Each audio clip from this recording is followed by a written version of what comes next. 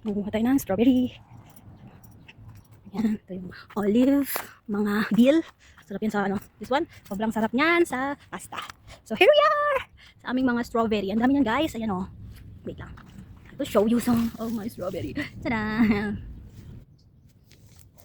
Ito yung kagandahan kapag may sarili kang tanim kasi kapag ito nang tag-ani na, so hindi mo na kailangan bumili. Mas masarap pa nga to yung kaysa sa binibili sa market. Kasi sa market minsan maasim or matabang. Ito sobrang tamis. Grabe. Nakakatuwa dito kasi ang daming prutas na hindi ko basta-basta nakakain pag nasa Pilipinas ako. Dito, pipitasin ko lang. Like apple, strawberry, grapes, ganon. Ang dami talaga dito. Tapos peach, plum, manawa ka. Hanggat gusto mo, nagkabulok-bulok na lang minsan.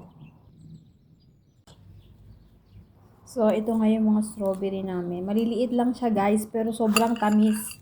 Hindi kasi kami naglalagay ng vitamins pataba doon sa lupa. Yung artificial ba. Talagang natural lang siya guys. So, ang tamis niya kahit hindi pa siya sobrang red. Sarap. Alam ko yung strawberry na bubuhay naman sa Pilipinas. Kaya nga lang sa part ng Bicol yata. I think dahil sobrang init, hindi siya basta-basta nabubuhay. So, pag umuwi ako, magta-try ako magtanim nito.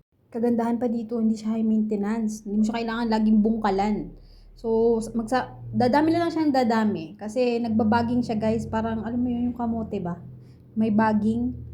Dumadami na lang siya ng dumadami hanggang sa mga ilang taon. Hindi siya namamatay basta-basta. Basta dumami na lang dumami. Alam ko binigyan lang kami ng mga 10 na punla. Tapos hanggang sa naging ganyan na kadami.